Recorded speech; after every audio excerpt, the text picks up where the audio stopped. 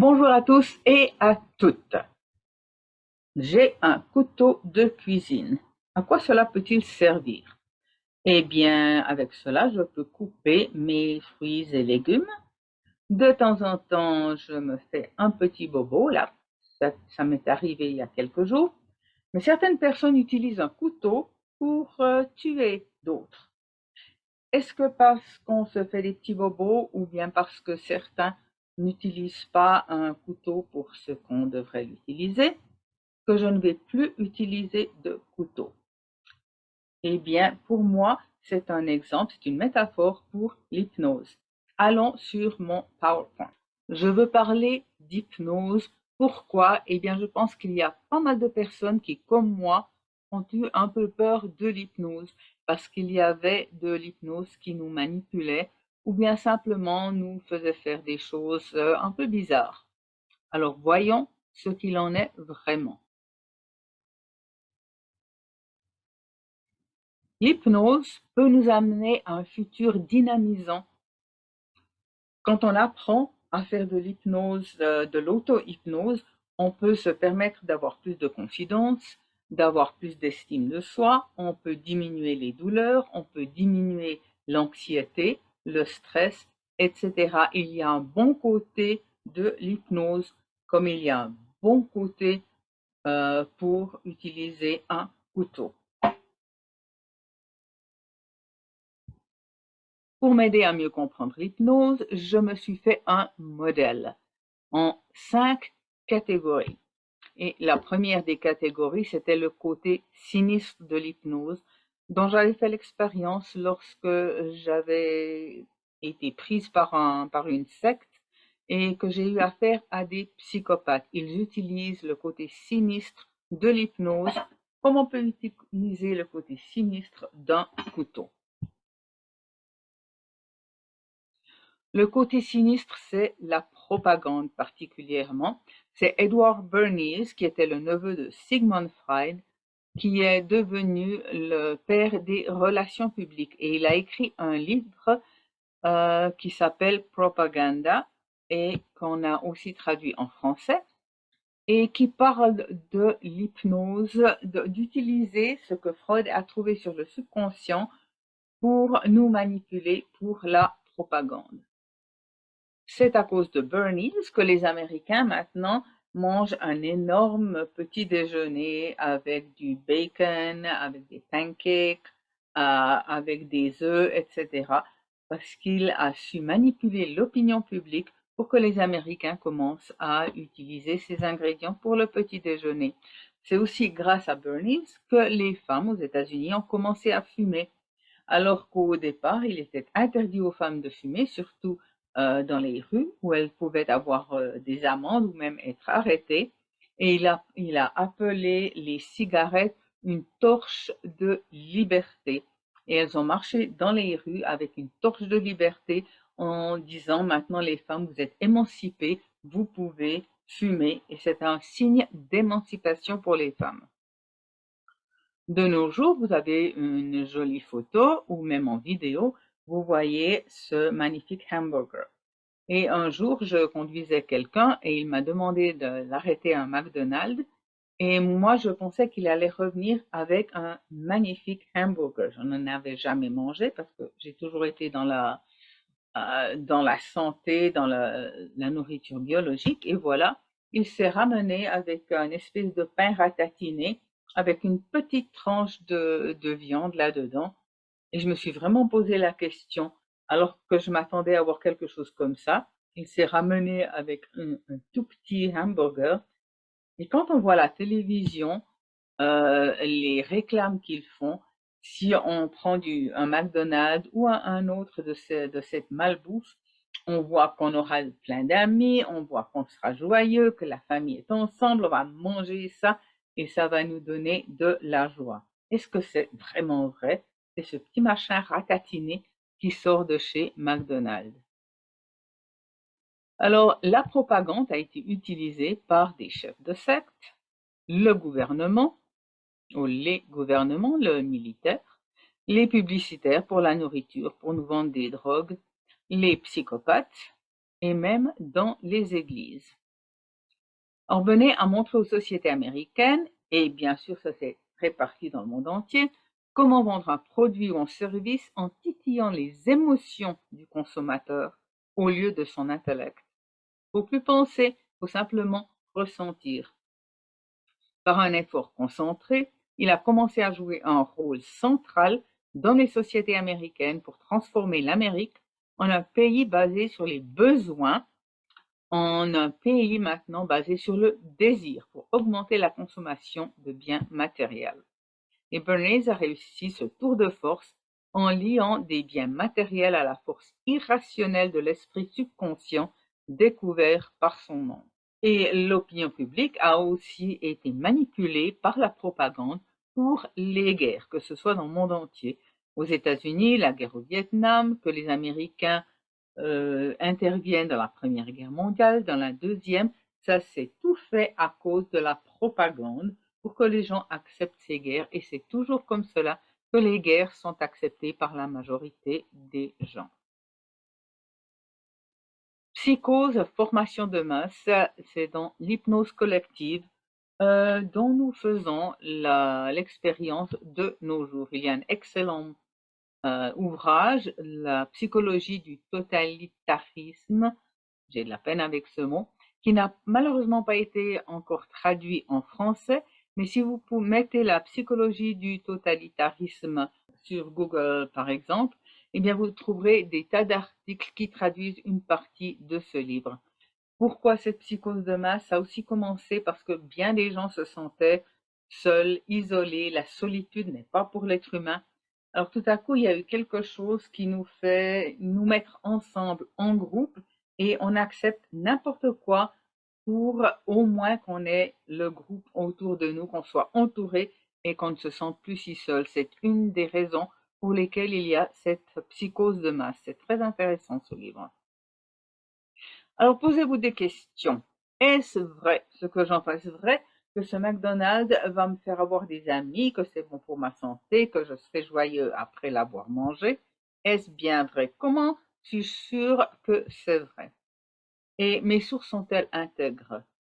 Est-ce que j'ai fait une recherche personnelle? C'est très important de rechercher soi-même. Y aurait-il un autre point de vue? Est-ce qu'on essaierait de me manipuler? Est-ce que les personnes qui suivent ce mouvement ou qui achètent cela sont congruentes? Est-ce que ce qu'elles disent, elles font vraiment ce qu'elles disent? C'est souvent pas le cas. Et qui en profite? Qui profite si je mange ce hamburger, si je bois ce coke, si je suis cette idée? Qui en profite? Voilà, c'était un petit résumé sur la propagande. Maintenant, passons à la deuxième catégorie, les films. Vous avez peut-être vu ces films, The Matrix, Le Wizard of Oz, Alice au Pays des Merveilles, Le Candidat Manchurian. Ce sont des films qui, je pense, ont tous été traduits en français. Je ne regarde pas beaucoup de films, mais la plupart des films où il y a un hypnotiste, c'est souvent pour faire du mal, pour essayer de manipuler ou de contrôler la personne qui vient chez ce soi-disant médecin hypnotiste. Les films peuvent être angoissants, des thrillers, ils peuvent être éducatifs, divertissants. Appréciez le film tout d'abord et ensuite utilisez le discernement, l'esprit critique. Est-ce que c'est vraiment vrai ou est-ce que c'est de la science-fiction? Est-il possible de manipuler les gens de cette manière ou pas? Et pourquoi est-ce que l'hypnose est en général représentée comme étant dangereuse et inquiétante? Je n'ai pas encore vu de film qui démontrait que l'hypnose pouvait être utilisée de manière bienveillante pour aider les gens à avoir moins de douleur, moins de dépression, moins de stress, à avoir plus confiance en eux-mêmes, avoir plus d'estime de soi. On ne voit pas ça dans les films, peut-être dans des documentaires, mais en général pas dans des films. Les films montrent le côté sinistre de l'hypnose. Et on peut se demander pourquoi. Pourquoi? Peut-être que parce que si les gens se rendaient compte que l'hypnose et surtout l'auto-hypnose pouvait nous changer, nous transformer, nous aider à avoir plus confiance, à avoir moins de douleur, nous aurions une société différente et peut-être que ce ne serait pas bon pour les manipulateurs, pour ceux qui veulent que nous souffrions pour que nous achetions des médicaments, etc. Posez-vous la question, pourquoi est-ce qu'on ne voit pas plus de documentaires ou de films qui montrent l'hypnose avec un bon caractère? Voilà, les films sont passés, maintenant passons au spectacle. Vous avez peut-être vu des spectacles d'hypnose et les gens connaissent en général ce genre d'hypnose parce qu'on demande souvent, bon, est-ce que vous allez me faire aboyer comme un chat, comme un chien ou me faire miauler comme un chat, etc. Et j'ai pris un cours avec Mike Mendel, qui est un très grand hypnotiste. Il a fait beaucoup de shows, de spectacles, plus de 5000, je crois. Et il a maintenant arrêté. Maintenant, il a une académie fantastique pour que les gens puissent étudier le bon côté de l'hypnose. Voilà, j'ai enregistré ici un de ces spectacles, mais je ne vais pas vous montrer ce spectacle parce qu'il n'est pas traduit sur mon écran ici. Je vais vous donner les coordonnées pour que vous puissiez vous-même le regarder sur YouTube et avoir une traduction directe. Vous regarderez sur mon blog, j'explique comment faire cela. Il y a deux parties à ce spectacle. D'abord, il y a le spectacle d'hypnose en direct que l'on voit. Et la deuxième partie, c'est Mike Mendel qui explique ce qui s'est passé durant un de ses spectacles où les gens imaginaient qu'ils étaient sur le Titanic. Et c'était très comique. J'aurais bien voulu assister à cette représentation-là. De spectacle, nous passons maintenant à l'hypnose de guérison pour rééduquer notre cerveau. Le cerveau a des connexions pour faire certaines choses. Et lorsqu'il y a beaucoup de connexions, qu'on a une habitude, eh bien c'est comme s'il y avait une autoroute dans notre cerveau. Et ce qu'il faut faire, c'est commencer un autre chemin qui va s'agrandir lorsque nous prenons une autre habitude. Nous avons une imagination qui est très très puissante. Vous avez sûrement entendu parler de l'effet placebo. Même si le paquet d'emballage dit placebo, si le médecin vous a dit que ce remède allait alléger vos maux de tête, eh bien votre imagination pourrait le croire. Et même si ce n'est qu'une pilule de sucre, eh bien ça allégera vos maux de tête. Durant le spectacle de Mike Mendel, il parle d'avoir des contrôles pour pouvoir amplifier la puissance de l'imagination. On peut aussi amplifier l'estime de soi, on peut amplifier la confiance en soi et on peut aussi diminuer les douleurs, diminuer le stress, diminuer l'anxiété. On a une imagination qui nous permet d'installer ces contrôles et ensuite on peut les utiliser pour notre bien-être. Et ensuite, on peut également aller très profondément dans le subconscient, trouver les programmes que nous avons.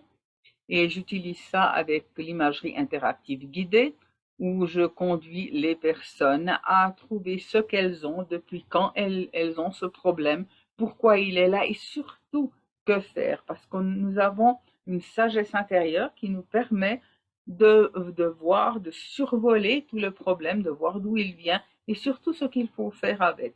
Mon rôle, c'est de vous guider pour aller chercher cette sagesse intérieure pour que nous puissions ensuite consciemment aller de l'avant.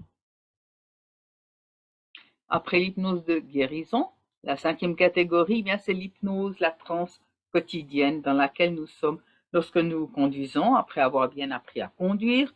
On n'est souvent pas conscient de tout ce qu'on fait. De temps en temps, on suit simplement un chemin ou une route dont nous avons l'habitude, même si nous devons aller quelque part d'autre. Nous pensons à quelque chose d'autre. Nous ne concentrons pas notre attention sur la manière de conduire. Lorsque nous visionnons un film, eh bien c'est la même chose. On est dans l'histoire, dans le film. Je me souviens lorsque j'étais gamine, j'aimais beaucoup lire et j'étais très focalisée dans ce que je lisais. Je n'entendais pas maman qui m'appelait pour aller faire la vaisselle. Et aussi lorsque nous allons à un spectacle sportif, soit à la télévision, soit en live, eh bien nous sommes concentrés, nous sommes dans une espèce de transe, d'hypnose. Selon certains, nous sommes dans cet état 95-95% du temps de notre journée.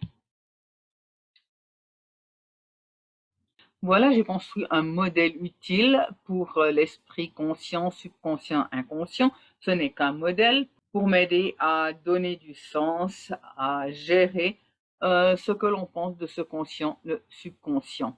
L'esprit conscient, c'est comme s'il avait un ordinateur, un processeur minuscule. L'esprit subconscient, un méga processeur. Consciemment, nous pouvons penser qu'à 7 choses à la fois, plus ou moins 2.